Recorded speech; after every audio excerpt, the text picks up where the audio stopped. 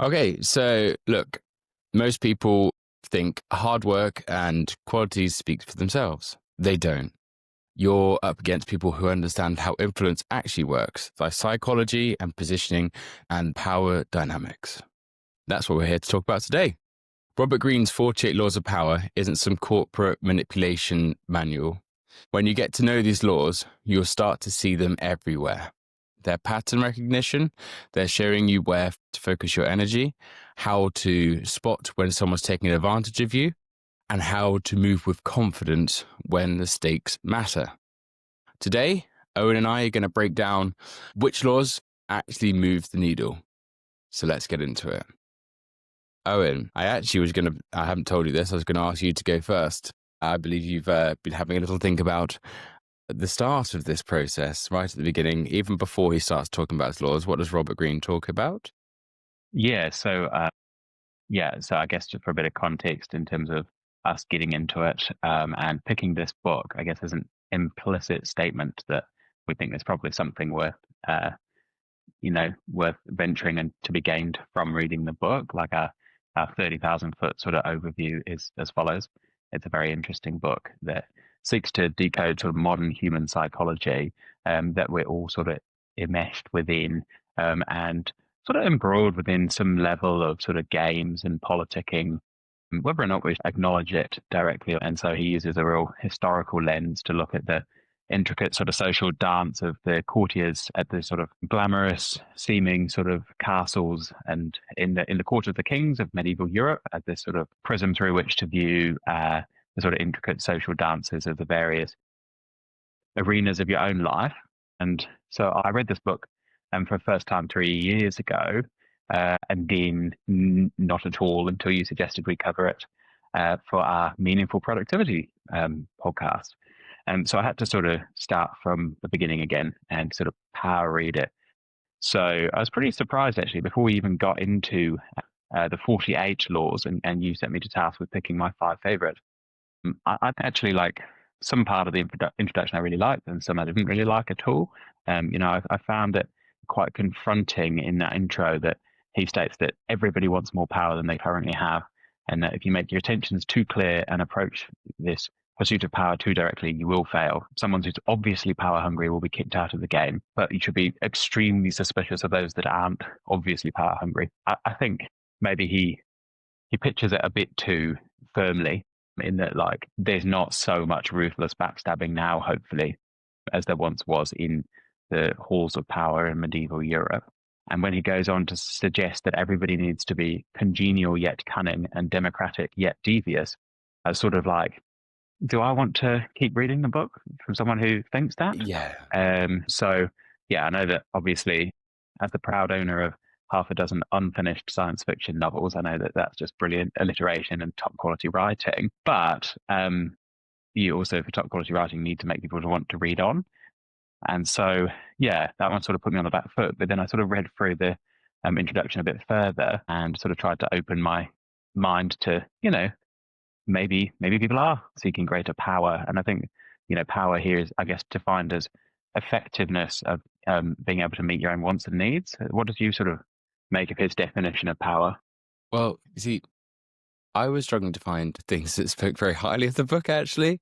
I know I've really Yeah. enjoyed it, and perhaps it was like the historical references. I find it fascinating. I think it was actually in the last podcast, though, when you told the story of the two friends that ended up being the North Face and Patagonia founders go down their different paths. So I found, like, for me personally, the reason why I even suggested doing this was just purely because I love the story time element to it. I love, like, learning these lessons, but then learning them through actual examples of people and their lives and the journeys they've taken. And this book speaks really nice to that. And we'll go into some cool examples as we go through the laws. But when I started Googling this, just to get like other people's hot takes, I mean, I too have read this a couple of years ago, and I was thinking, I came across a couple of them. I was saying like, hey, this feels like it's all about manipulation. Is this book actually a little bit evil? Like it's like a very cynical view of the world.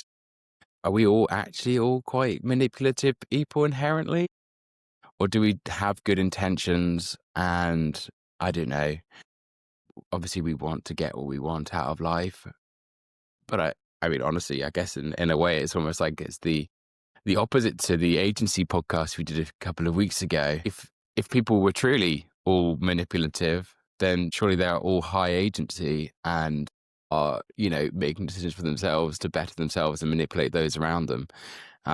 So I don't know. I feel like it's a strong way to make an argument and write a very entertaining book. And I think probably some of these laws could be taken with a little pinch of salt, which is probably why it's a very good thing, actually, that we've just selected which laws we believe are the most relevant. It's also kind of interesting that it's written by Robert Greene in, I think it was 1999 or 1998. It's only 25, 26 years ago. Almost some of the stuff already feels a bit out of date, but that's why we've gone through this and why we've summarized what we believe are the most beneficial to you, our dear listener.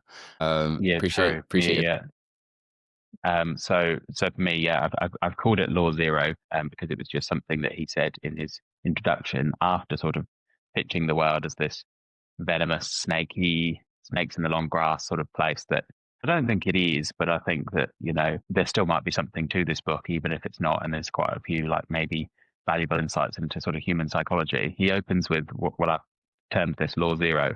The power that underpins it all is the power to master your own emotions. For me, this is basically the whole thing. If you want to become somebody who not only identifies what's meaningful and important in life, but then is able to effectively and productively pursue that.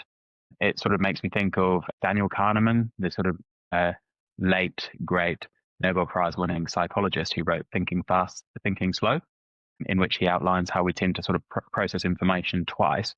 We do like a first fast, imprecise, emotion-led take, and then we do a slower, more calculated, logical take that sort of better approximates the truth of the world. And this made sort of evolutionary sense back in the day. And when we found ourselves out there exposed on the savannah, and when, if we saw a bush loaded with berries, we'd feel really excited, and that emotion would drive us towards the bush.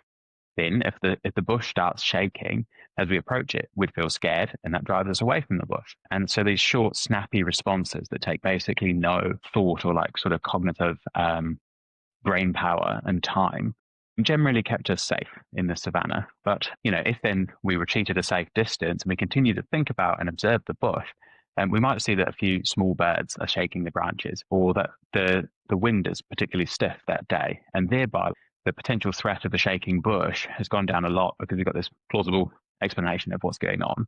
So we can approach the bush a little bit cautiously and then reach in and eat the berries. Now, same bush, different day, doing that thinking slow logic thing, a little bit detached, a little bit sort of safe from any potential like threats and danger.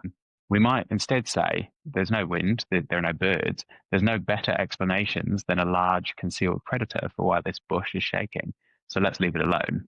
Or better yet, like, let's round up the lads and ladies and hunt the predator. Again, this is like how moving from that fast, emotion-driven, I feel, therefore I know, into that slow, pragmatic, calculated, logic-driven part of the brain just presents opportunities that we cut ourselves off from if we allow ourselves to be led by emotion. And I really do think that, if we want to make the world a better place, we must first better understand it and see it for what it is.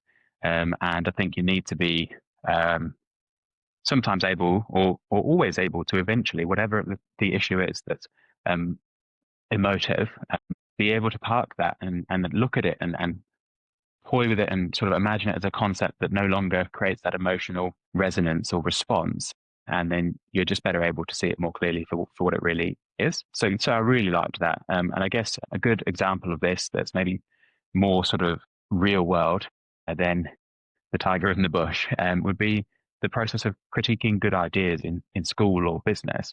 It can feel really confronting, even belittling, to have an idea or a business plan or something you've worked hard on, poked, prodded, and pulled apart by your peers.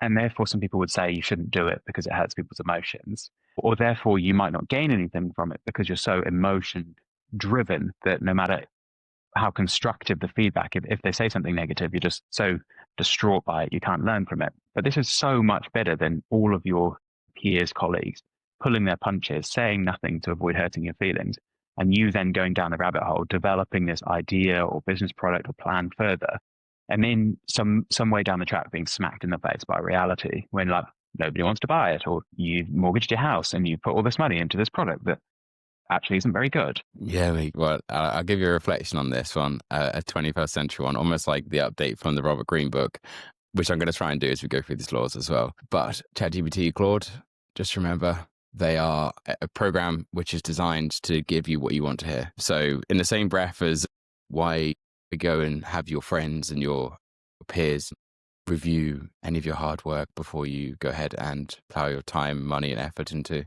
them. Just remember exactly the same thing is true of Claude and ChatGPT. There are some horror stories out there. So a good friend, he's a mathematician. What's he got? Master's in Maths from King's College, I think. Anyway, he's definitely the genius of the group. And he was telling us that he'd read this story about this university student in England who had effectively thought he'd discovered something, and I'm going to get this totally wrong, and you're better at maths than me, Owen, so keep me honest. I think it's something like imaginary numbers, but it's a type of imaginary number. Now, imaginary numbers are a thing in maths, but there was this like distinct type of imaginary number that he thought he had invented. And ChatGPT told him, hey, you've invented something incredible. Like you need to we can workshop it a little bit, and then you should go and discuss it with your lecturers, and also with even open up broader than that, talk to NASA. And he actually went down that horrible rabbit hole and he did all of those things. Nobody was responding to him. He thought, okay, they're just passing me off because I'm an undergraduate student or whatever. And anyway, it turns out that actually the maths didn't work out and he had been led entirely astray by that machine. So yes, all that to say is make sure when you do go and look for your people's reviews, make sure you're not seeking their affirmation and you're actually seeking like their pure, honest takes. Because yeah, we don't want to hurt people's feelings. Oh, I don't want to hurt your feelings, Owen. You don't want to hurt mine. But I know for sure that ChatGPT is programmed specifically to be a nice, friendly, happy-go-lucky guy who will make you feel amazing and massage your ego 24/7. So yes, anyway, I was going to move on because this is actually a bit of a segue into Law 9. Is that cool? Would like Yeah, to mate, tell me go about ahead? Law 9. Cool. Okay, so going back to the thinking slow logic. All right. So Law 9 talks about win through your actions, never through arguments. Okay. So going back to the thinking slow, it's almost like everybody has a reaction. If you're told like what you've done is wrong, you're probably going to get a bit frustrated, possibly angry, and then possibly want to argue back and say, no, what I've done is totally right. So this is a lovely example, not quite back in the prehistoric era, the tiger and bush example. Okay, so Michelangelo, he was working on the statue David. For anyone who doesn't know, that's an incredibly famous statue of a naked man called David. I don't really know much more than that, just it's very famous. Anyway, so he was commissioned by a city official to create that statue. And when he showed it to the city official, he says, that nose is too large. Michelangelo, he knows that nose is perfectly proportioned. He spent many hours chiseling away, making sure that that nose is correct. So, rather than going to the city official and saying, fuck you, I know, I've been saying this, I know better than you, I'm a sculptor, you're just some city official guy. He actually climbs up with his chisel and takes some marble dust hidden in his hand, and he works away at the nose with the dust in his hand, chiseling away and slowly dropping the dust onto the ground to give the appearance that he's removing some of the nose. When he climbs down, he speaks to the official, and the official seems happy. He says he can't believe how perfect the nose looks. And by doing so, Michelangelo has effectively protected his reputation by not hurting feelings and having the official feel heard and make them feel intelligent, rather than embarrassing them and saying, you're an idiot, you're wrong. Effectively, what this does is it's a way of demonstrating a few things. Firstly, picking your battles wisely. Again, the law is win through actions, never through argument. So Michelangelo could have easily argued about artistic integrity, but he realized it wasn't worth the conflict. No, this is his paymaster. This is the person who's commissioned him. It's also, he has a reputation to uphold, Michelangelo does. He doesn't want to be that awkward artist that no one wants to work with. Sometimes being right matters less than maintaining relationships and your position. Michelangelo appears to submit whilst actually maintaining complete control. He said, it must be wrong. Okay. But it's almost like he's being tactically flexible. He's bending without breaking.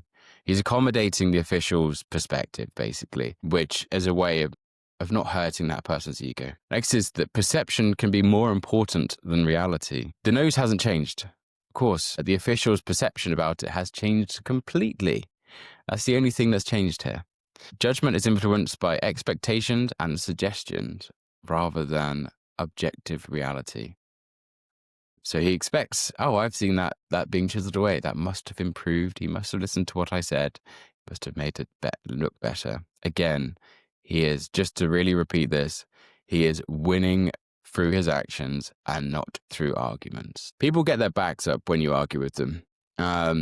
People suddenly go on the defensive, and also, frankly, they might not like you. I feel like if you've ever had an argument, did you ever come out thinking, I like that person? Whether you won or lost it. Won or lost, I should say. I'm not sure anybody wins, really. So yes, effectively, you've all heard the phrase, actions speak louder than words. An argument's really that all they can do is stir up resentment, particularly if you win the argument. When someone argues with you, when you argue with someone more powerful than you, you implicitly insult their intelligence. If you want to work with somebody, you're not going to get on very well if you start picking fights with them constantly. And finally, even if someone agrees with you outwardly, they may secretly resent you. Actions avoid making others feel offended and defensive, i.e., they're going to feel like it's a positive interaction as opposed to a negative. Do you have a law that you'd like to come to next, or any reflections? Well, so I actually picked that law as well as one of my top 5, and I think that it's, yeah, you've made pretty much all the points that I wanted to make. And just to sort of add to your one a little bit, I think that if you do succeed in arguing and changing someone's mind or opinion on any one particular issue of great importance to you, but you do foster or engender that resentment or bitterness or just that feeling of having been made to feel small, then any subsequent interactions, you're starting from basically already being sort of in a negative position. That's sort of already got their back up next time around and the time around after. So, maybe argumentativeness, like, has this like one time, monopoly deal, just say no, like power card, that if it's something so crucial, like, should we launch the nuclear missiles or not? And it really comes to this one decision is more important than all other decisions you'll ever make, then maybe it's just there in the back pocket as something you can do to get something over the line. But know that it has a long-term damaging impact on your relationships. And often you don't really convince them of something, particularly if what you're trying to argue against is a belief of theirs that has some obvious utility and value, like it ties them into a belief system or a group, or makes them feel intelligent or whatever. They might submit to your line of argument without fully adopting your position. Whereas if instead of standing toe to toe with them and arguing, you can instead walk alongside them and lead them down the garden path, maybe help them sort of see the world from your great enlightened eyes on whatever it is the matter is that you think that you're sort of the arbiter of truth here and they could do with seeing things the way that you see them. Then I think the best way to do it is alongside them, not opposing them. And that way they'll willingly walk with you, and they'll make their own informed decisions whether or not to stick or twist. And the penny will drop when the penny drops. The example that I had, that I won't really get into, is basically points to the fact that, like, if you want to argue someone into changing your beliefs, you could be there like an inordinate amount of time, and it's a massive opportunity cost for you, really, to be spending your time and your life arguing with people that fundamentally disagree. Because if they've got some, underlying reason why they hold that different view, like it connects them into the community in which they inhabit, that space, 18 hours a day, then they're not going to give it up lightly, or just because your point is really well put across. Anyway, that's that. So I think I'll move us along to law 11, which I quite liked. It's learn to keep people dependent on you. To maintain your independence, you must be depended on and wanted. And it's directly contradictory to some of the worst advice I ever got in medicine, which was from this real lazy, half-assed sucker doctor who had sort of failed his way upwards in hospital management. And he held a pretty good position of power over me in one of my first jobs. And he had a pretty cruisy life and he was paid really well, but it was like just basically a bag of mediocrity. And he said, never learn to do that which nobody else around you can. And I thought it was just terrible advice. He was basically saying, within the context of a small hospital, if you learn to do something no one else can, you'll always be asked to do it. And there's some truth in that, but like, imagine being valuable and needed. Like, it sounds pretty good, eh? If you learn to do something that others around you can't, you're a valuable team member. Your name gets put on the team sheet by dint of that skill that you possess.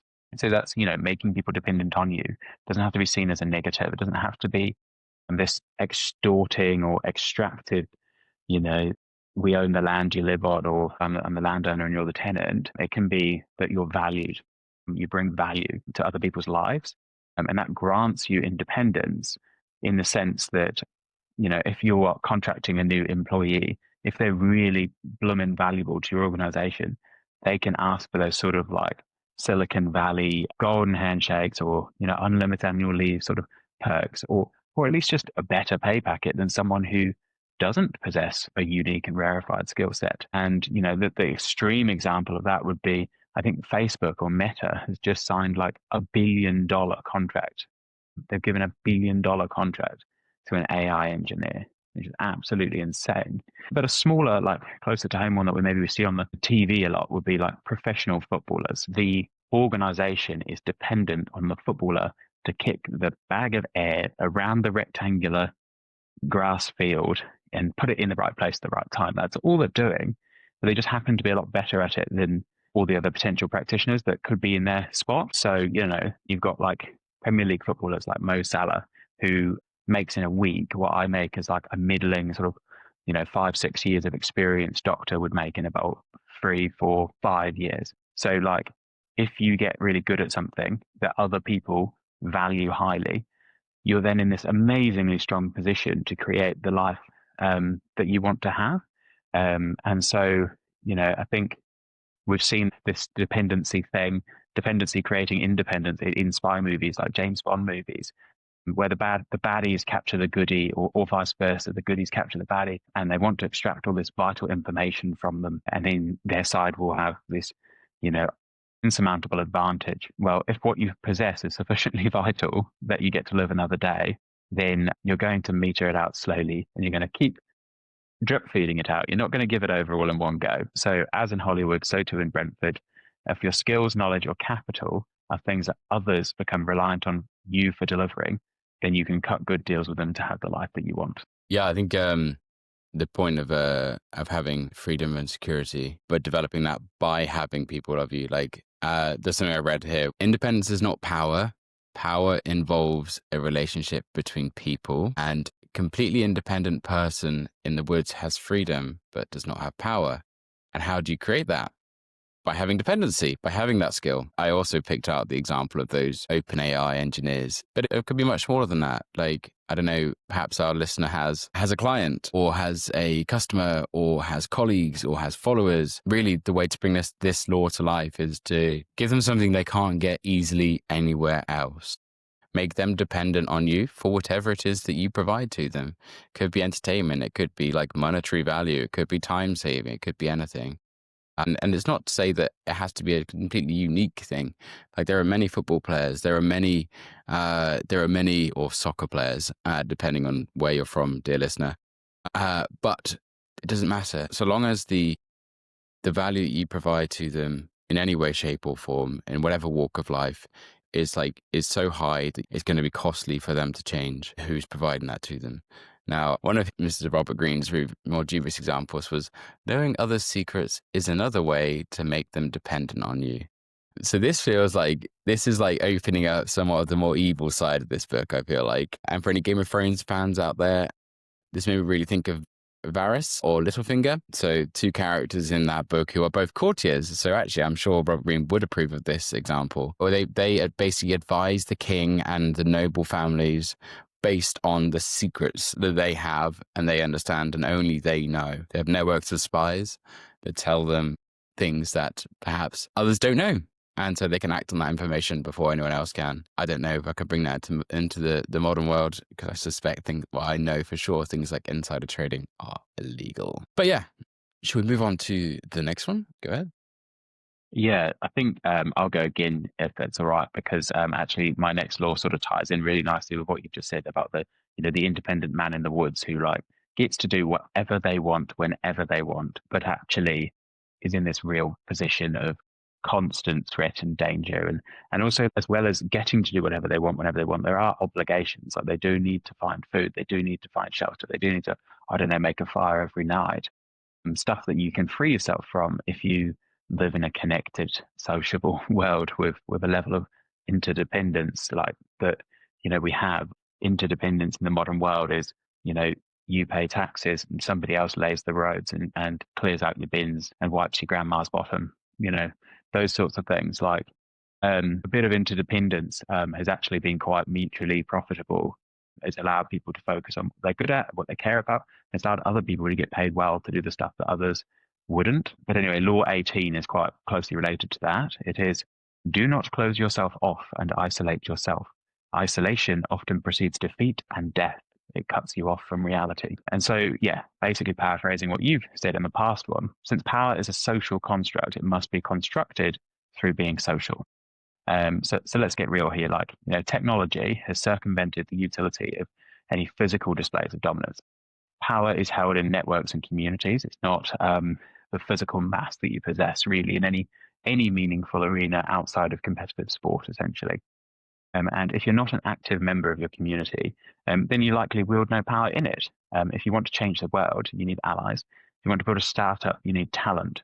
If you want to enjoy your life and believe that human beings are often good and decent, you need to meet up with other human beings, enjoy their presence, and show each other how to be good and decent. So yeah, stay connected, not at any cost with anyone, but remember we're social creatures and together we stand and divided we fall. An example of this from history would be that no one human could defeat a tiger, lion, or mammoth, but the common trust of humanity has put the first two in our back pockets and driven the last from the face of the earth. I'm not celebrating this particularly, but the fact that we do not live in fear of being eaten by stronger, faster predators with pointier teeth is all down to our ability to cooperate effectively at scale. Therefore, we must avoid the perils of closing ourselves off from cooperation with other humans. I mean, just think about how rudimentary the types of weapons would have been back then. Like, it's not like they're walking around with shotguns. They have these stones and sticks. Being able to bring down a mammal by cooperating together as a tribe feels like quite an outcome. Because yeah, I don't know. I feel like if I attacked an elephant with a stick, it would probably fuck me up. Anyway, right. So that leads on quite nicely to Law 5. Guard your reputation. Someone who's isolated from his community, his tribe, does not have a reputation. However, if you do have a reputation and engage with your community, then perhaps you can leverage it, like Guang Lang did in Green's example. So Guang Lang is from China's Three Kingdom period. We don't need to know when that was, but Guang had a reputation for being extremely clever.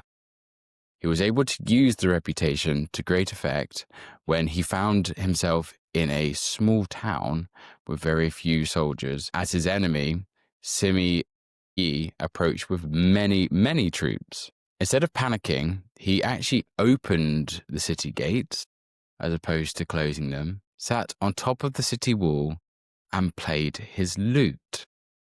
When Simi Yi, his rival, arrived, he saw Lang and an apparently unguarded city.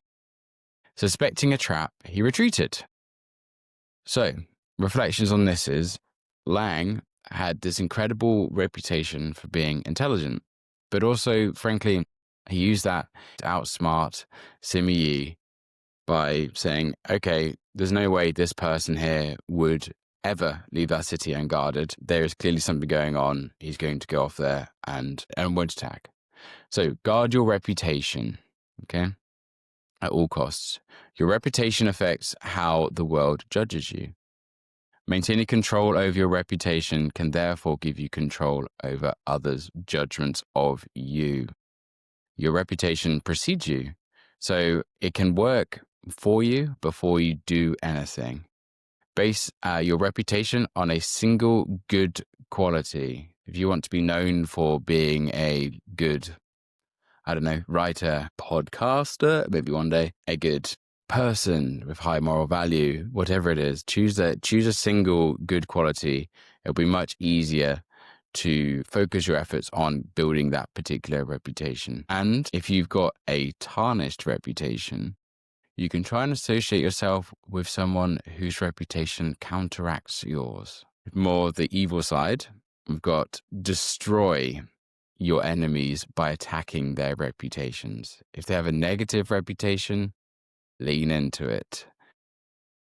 One of the things I think about is, if I was to make a sales pitch, if I worked in sales and I knew that the competing company that I'm against for the buyer's money has a reputation for, I don't know, having poor customer service or having a laggy system or being expensive, lean into that, highlight that competing company's poor reputation. Maybe read the comments of a creator or read the reviews on Google of your competing company and lean into those in those conversations. That would be then attacking them using their reputations against them. However, just be aware that someone could very well attack you with your own reputation. So let's make sure that we're not too petty and we don't start like kind of shit flinging at each other. Okay. So another thing I also reflected upon was, again, I referenced this earlier, is that Green wrote this book at the end of the 90s. So that's before social media was prevalent. Nowadays, I think honestly, a modern reflection of this is actually everybody has their CV on LinkedIn. Whether I was trying to attract a new job or get a client, if I had an agency or was trying to attract someone, I know for sure that my CV would be reviewed on LinkedIn before committing to offering me a job or offering me a substantial contract of any shape or size. It's also, you just got to be conscious as well. It's not only your CV that's online. Your reputation, it can extend much further than that. If you have Instagram and it's public facing, a new employer most likely will check that out. Same with Facebook. I remember way back in the day, it was quite popular to like overshare on Facebook, where you would like any groups that you're a member of or communities would be publicly available to see. I don't know whether that's still the case or not, but I do remember years and years ago during the placement year, so it would have been at least 10 years ago, someone applied for a job and we went on their Facebook profile and we'd seen that they were a member of the British National Party, which for anyone who doesn't know was a far-right party in the UK, which immediately got people's backs up, and needless to say, that person did not get the job. So yeah, be careful, be guarded about your reputation, particularly in the age of social media. You don't know what's on there. Also, I hope you don't support the BNP. Sorry, too deep for this early in the morning. This is not a political podcast. Owen, what's up? Yeah, I guess related to that point of the, coming wave of the internet, which was in its infancy then, and social media and all of that, one doesn't get to fully control their reputation. If one says sufficiently much and publishes it online, then you can have that sort of clipped in the most egregious manner and turned against you. But yeah, we are in this new paradigm where nothing is forgotten. The amount of people that I've spoken to about American politics, and if you mention J.D. Vance's name, they say, "Oh, he's a bad person." The thing that he said about cats, a single line is sort of being used by people that have a dislike for J.D. Vance to trash his reputation. He wrote a book, so he said a lot of things in a book. I think it was in Hillbilly Yaji. I don't know. Maybe it was something that he said during one of his speeches about crazy cat ladies. I don't know the quote verbatim, and I won't say it because then it could be used against me forevermore. But yeah, I think the point is there. It did seem for a while that you had to be squeaky clean, and you do want to be. You don't want to offend people unless you really think that it's unavoidable. and you don't want to be mean for meanness' sake. So yeah, you just got to be calculated. You got to decide what things you want to remain private, and don't put them on Instagram if you want it to remain private. Yeah, I think that we don't want a level of, mind control that we can't think what we think, but we don't need to share every thought that comes into our head. Absolutely not. Yeah, I totally agree. It would be interesting, wouldn't it, to have a full update of this just based on societal and technological changes that have happened just in the last 26 years. Okay, so and then the final one, the kind of final example I thought was interesting was like I've always heard this where on business podcasts, etc., where people go to great lengths to say, okay, the enterprise failed and we managed to return the capital that we raised to our investors. And I always thought, okay, that's a nice, it's good that you've done that. Like, you have an obligation to those investors because they believed in you. But anyway, I then reflected when I was thinking about this particular law, which is that you must guard your reputation. If you're in those circles and you're raising capital for a second time around, if your previous venture failed and you made decisions to make investments on bad information, risking other people's capital, those investors' capital, do you really think that those people are going to pick up the phone the next time you have that killer business idea? The answer is clearly big fat no. So again, it's all about guarding reputation. In my current job actually was purely because a few of my old colleagues had teamed up for a new employer. I work in tech, which is a notoriously kind of jammy employment market right now. Thank you, AI. But I managed to walk straight into a job purely because I had a good reputation as part of my job. Whereas I know a lot of people who have spent months and months trying to find a role to fit their needs. Even senior people having to go on trial effectively before they start actually earning, which is absolutely wild. But anyway, so that is law number 5, guard your reputation. I'll give you law 28, which is enter action with boldness. Timidity is dangerous. Robert Greene goes on to say the following words: audacity separates you from the herd. Boldness draws attention. The timid fold into the wallpaper. So yeah, I guess, most of us are mostly quite timid people most of the time. We're people pleasers, and so we go along with the crowd. Being timid is a pretty reasonable strategy. If you would gladly swap places with anyone around you, and simply be happy to live out their life or their existence, and you don't want to stand out or stand apart, then actually timidity is fine. But if you actually think that you're in a social situation where not only you haven't done the things that you want to do or achieve the levels of success that would be meaningful change to you and those around you, but also those around you also don't have an effective route plan or strategy to achieve that success that you would like, then you can't really accept continuing to fit in with them and being liked by them through your timidity, because it'll only be doing something different than them, which is going to separate you from the group and make you an outsider, and which can feel intense because they may reject you for it. They may prefer to preserve the illusion that good things just happen out of nothing, and that there's some upward or linear, like progressive arc to their life stories that comes about without them affecting that change. If you want to stand out and stand apart, then Jordan Peterson, when he wrote 12 Rules of Life, he was just voicing things that other people already thought and felt to be true, but felt that they couldn't say in a very eloquent, articulate manner. And the book sold like hundreds of thousands or millions of copies. So, if you are bold enough to say what everyone else is already thinking, but you say it, and then you put it down on paper, and then you sell it, then that's your boldness being leveraged over timid people who are just as smart, just as insightful, hold all the same values to be true. So yeah, want to see timidity in action? Try just reframing statements as soft questions at work, and see how far you get. If you've said like, I need to go and get a drink, or I need to go and pee, if instead you said, I think I might need to go and get a drink, or maybe I should go for a pee. What do you think? Like, can you imagine that? Like, that's a pretty stark example of just how timidity basically gets you nowhere. Like, the point can be totally valid. Yeah. And if you want someone to take you seriously, then you need to be convinced of your own merits to be there saying the thing.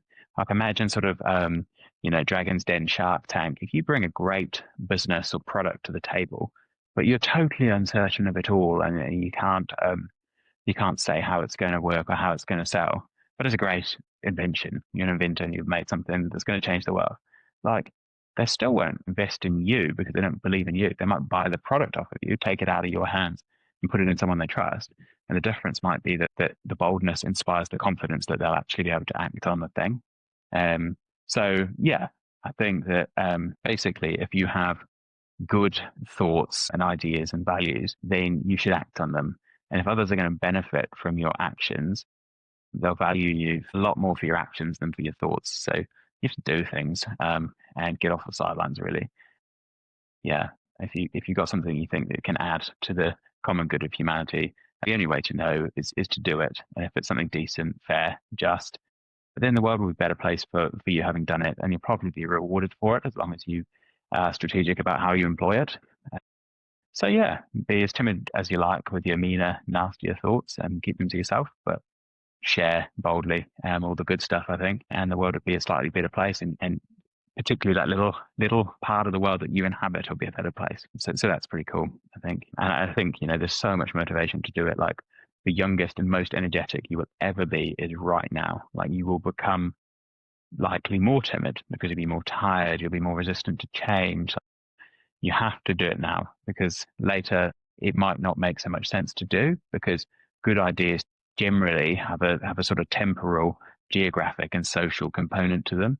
The salience of your insight or action is at its highest when you have it, usually, and becomes less and less relevant later down the track as the world changes, or as other people steal a march on you by being bold and doing what you're doing, or think that you should be doing but aren't doing. Gosh. I actually think that leads on quite nicely to law 6. So, talking about not being timid and taking action, let's move on to law 6, which is court attention at all costs. Stand out and attract attention. Being ignored is terrible. When you're starting out, focus on attracting attention. One way to do this is to attack the most visible, powerful person you can. Think about social media, all right? So social media works, the algorithms work based on conflict and polarizing views. So if you're going to pick a fight, the algorithm will reward you. Okay? That's not to say that this is the way you should always attract attention, but it is a successful way of attracting attention online. This next bit, I'm not sure I agree with, but I think it's an interesting point all the same. So Robert, in his book, he says, it doesn't matter if it's good or bad attention, as it's better to be attacked than ignored. I would argue that perhaps in the social media age, if we think back to or 5, protect your reputation, I'd say this is probably contrary to that example, really. So perhaps this maybe it's just the book showing its age a little. I'm sure it does work in, say, show business, where, I think what's the phrase? It's like any PR is good PR. But yes, in today's day and age, if I said something outrageous today, right now, that might get picked up by a future client, employee, employer, and they maybe wouldn't want anything to do with me as a consequence of that. So yeah, beyond that, one way you can attract attention is to create an air of mystery around yourself. And so a mystery creates anticipation and excitement. People never get sick of mystery because they're constantly having to interpret it. They don't get bored by it. Personal reflection is I listened to a particular business podcast, and the host has had a couple of public ventures that have been successful. So I've been able to Google them and, just do some internet sleuthing to figure out what they were, maybe try and figure out how they worked or whatever. That's great. But he has this one e-commerce startup that he talks about. He will not share the product that he is selling. He says it's doing really well, and I trust the guy based on his previous experience. And this one mystery product just kills me. Every time he references it, it kills me. I'm trying to figure out what the heck is it. All I know is that it's something that is bought regularly. It basically fits all criteria of a positive e-commerce product. People are repeat customers. It's not overly expensive, and it's doing 8 figures in revenue. So it's doing pretty well. However, this is all because he's created an air of mystery around it. I don't think this is actually an intentional thing. And this is actually probably more a position of protecting his interests. But yeah, so there's also a reversal to this law. So a bunch of these laws do have reversals, which are almost like where Green says, okay, just be careful with this law. Like the reverse can also be true if you don't treat this law with the respect that it deserves. Green recommends attracting attention at all costs at the start of your rise. He then cautions that you adapt and change your methods as you rise higher, else the public will get bored of you. This isn't an entire contradiction. We've already talked about how people will get bored of just seeing the same thing over and over again, which is effectively what we're talking about here. So standing out in a crowd is essential, particularly in a crowded marketplace. If anybody here is thinking about or has started a business, like you don't want to just be like Acme Incorporated, selling beige products that you can buy anywhere else for the same price. You want to stand out. So like maybe that's through bold branding, unique positioning, or just any kind of memorable marketing that will get you noticed. In reality, obscurity is your biggest enemy when you're trying to stand out. You want to be front of mind. You don't want to just be on the sidelines. Particularly, I think we could think about that again, social media, podcasting, whatever, any form of content creation. They are crowded marketplaces. What are you going to do to make sure that you stand out from the market? So that's law 6, court attention at all costs. Perhaps there's an extreme way you can do that too. We've got a nice one that follows on from that one, do you think? I think we've done it. Unless you've got one more up your sleeve. I do have one I like. Okay, a bonus one. So this one for me actually is not, I don't know how relevant it is to the podcast, but I feel like it's something that's like stayed front of mind, or at least in my life. So perhaps there are people similar to me listen to this and would benefit from considering it. And that is law number 1, never outshine the master. So there's a quote in the book. It says, being defeated is hateful, and besting one's boss is either foolish or fatal. Most people do not mind being surpassed in good fortune, character, or temperament, but no one, especially a sovereign, likes to be surpassed in intelligence. What does that mean? It means you have to make your master look good. All masters, be that your manager, your client, your parent, your whoever it is, I mean, maybe not parent, all masters want to look good. So they'll like you more if you help them look good. However, it's best when you do so to do this discreetly. Otherwise, your peers may react badly to obvious flattery. One way is to act naive and to make it seem like you need your master's help. Another way is to give him credit for your good ideas. Don't make yourself look better than your master. Everyone has insecurities, and masters are probably more insecure than others. Display your talents, even inadvertently, and resentment may appear. If you work in an organization that's quite hierarchical, then protecting your masters or manager, as more commonly known, perspective of you and the way they feel about you is crucial, because they ultimately are the people who hold the keys to your future progression. So if you were to insult their intelligence or to outshine them, then they may actually feel a slight threat from you, which is not going to be beneficial to you as you try and progress through your career. All of these types of like relationships, whether it's like managers, customers, shareholders, whoever it is, they're all transactional. Every kind of input that you put into that relationship will be recorded, and it will be noted, and it will influence how that relationship goes in the future. So yeah, it's very easy to want to display how brilliant you are, but perhaps for the sake of protecting your manager or your master's ego, don't do so, or at least do so subtly in a way where maybe they can claim some of the credit. But yeah, they may even fear you. That's the final point. All right, that's it for the laws of power. Remember, everyone's shouting, but only a few people are saying something worth hearing. Be the signal, not the noise.